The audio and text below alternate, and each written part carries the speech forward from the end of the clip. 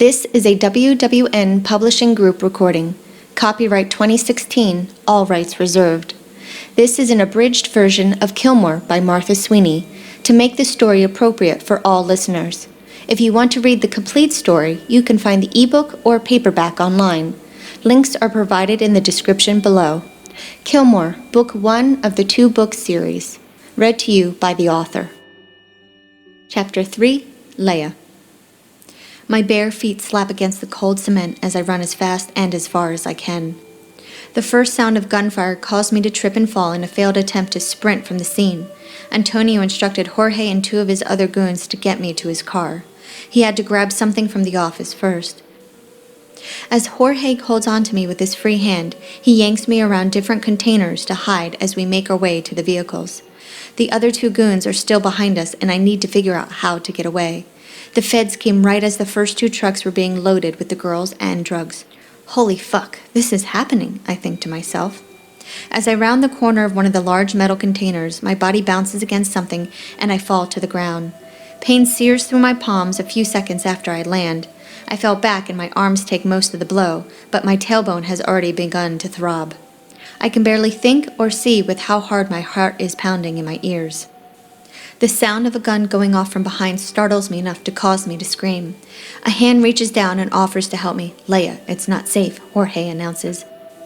I know, I confirm, looking back over my shoulder and see that both goons are dead. Here, he says, offering me a gun. Jorge shows me how to flip the safety on and off. Stay behind me and I'll get you to safety.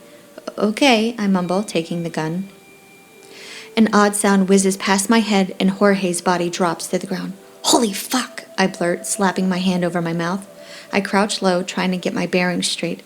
I need to figure out where everyone is and who may or may not be the feds. Almost everyone is outside on the docks, so I make a run for it to the building, seeking cover. Guns continue to fire all around me as I flee, desperate to get to safety. As I try to control my breathing, I see Jack loading one of the trucks with something. When I realize that no one else is in the building with him, with us, I aim the gun and start firing at him. My finger tugs on the trigger. Some bullets whiz in the air, hitting only God knows what, while others bounce off the truck. I'm an idiot. It's fucking bulletproof. At least none of them come back. The gun makes a clicking sound as I continue to walk towards Jack, hoping there just might be one more left. What the fuck are you doing, Leia? Jack shouts. Getting my divorce, I announce as I scan my surroundings with my peripheral vision to see if there's anything I can use to kill him. Jack's cackle reverberates off the metal in the building. You're trying to kill me? I'm not trying, I confirm. I will. Consider this the last time you ever fucking lay a hand on me. Jack pops from around the back of the Escalade, pointing a gun directly at me. Fucking bitch, he snarls. You fucking stupid bitch. A loud sound from my right, Jack's left, catches our attention, giving me enough time to duck around the front of the truck that precedes the one he was loading. Crouching low, I watch for feet to see where Jack went while 2 bodies try to crawl out of the truck that just barged through the wall of the building. Once they're dead from Jack's bullets, Jack and I play a little game of cat and mouse. As I dart around the vehicles, I take out the keys of each one, including the one Jack was planning to use as a getaway. When I turn around, Jack is facing me, standing just a few feet away with his gun pointed at my forehead.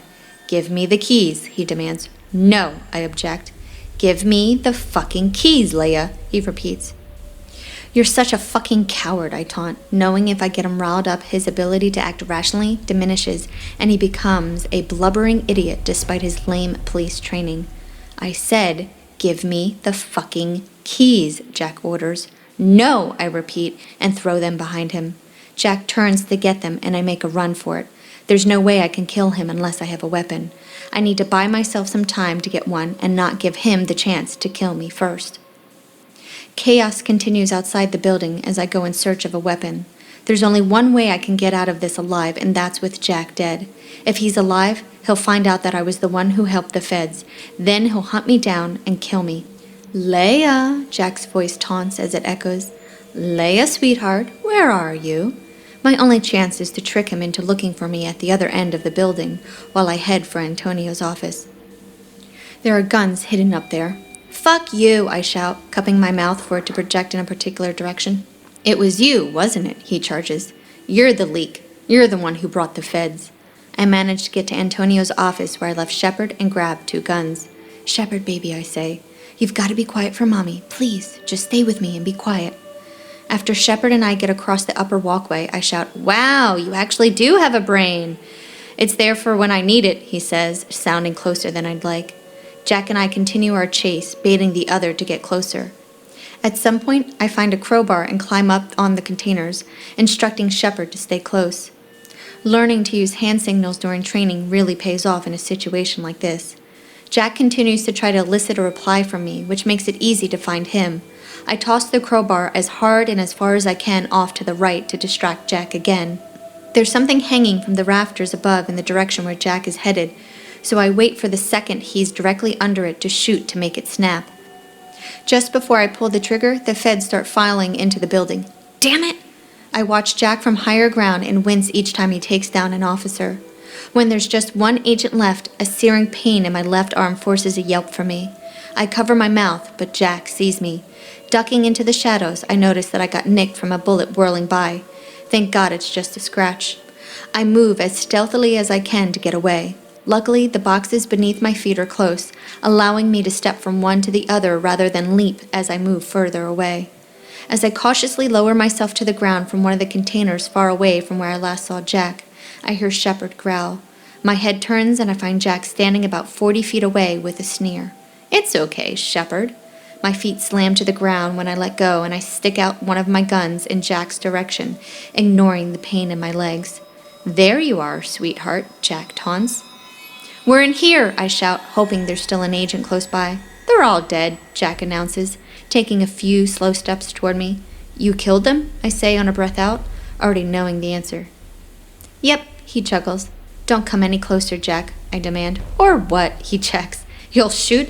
Please, baby. You haven't shot me yet." "That's because you're pointing a fucking gun at me, dumbass," I retaliate. "Oh," he condescends. "Should I point it somewhere else? Like, let's say, at Shepard?" Jack's hand shifts slightly. "Don't you fucking think about it," I yell. My hand stops shaking as clarity snaps into my brain. Shepard growls like he's ready to launch the instant I give him the command. Fear no longer exists in any part of my body because it's so filled with rage. Rage for them, the feds and their lies, claiming that they'll protect me. It's been 11 months and all they kept doing was using me to extract information about who he's talked to, who he works for, and any and all little detail I can recount since being married to Jack. Most importantly, I'm filled with rage for him. Rage for my husband, or should I say, my ex-husband. After the years of lies, years of verbal and physical abuse, I've had it. I will no longer be the victim. I'm taking back my power. I'm taking back control of my life. I don't hear the gun. No. Instead, I hear Shepard whimper, and that's when my finger presses against the trigger. The first 2 bullets hit Jack in the chest, forcing him back onto the ground. I'd moved to shoot him in the head, but there's a burning pain spreading down my left arm and into my chest. My body slumps to the ground, causing me to land on my knees first. I can't feel anything else other than the fiery burn. My bloody hand reaches for Shepard as tears pour from my eyes. He killed him. He fucking killed Shepard, my only friend. I begin to feel lightheaded, but I need to make sure that Jack is dead. Sliding my lower body against the cold floor, I reach for the weapon, needing to solidify my divorce. My vision begins to darken, making it harder to aim the pistol properly. "God damn it," I curse. "Mrs. Turner," a slow, deep voice calls from a distance. I don't reply. That's not my name, not anymore. "Miss Turner," the voice repeats in the same distant tone. I can feel my body weakening as I try to steady the gun. My vision blurs as I take aim to shoot Jack in the head, wanting to seal his fate before mine takes over. My vision goes dark and I hear the gunshot echo in my ears. "Miss Turner," the voice repeats, louder this time. "You can take me," I offer, desperately yanking my wedding ring off.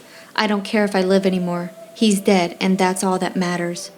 My right arm makes an attempt to toss the band away from me, hopefully in the direction of Jack's dead body. The darkness takes over. "Leia," a deep, sluggish voice calls, sounding like it's right next to me. "The demons have come to take me for my crimes, and I go willingly." This is the end of this chapter. Thank you for listening. I hope you're enjoying the story so far. To read the full, unabridged version, you can find a link in the description below. To find out about new releases before the general public, be sure to subscribe to my newsletter. You'll find a link in the description as well. Also, to be notified when the next chapter is published, make sure you subscribe to my channel.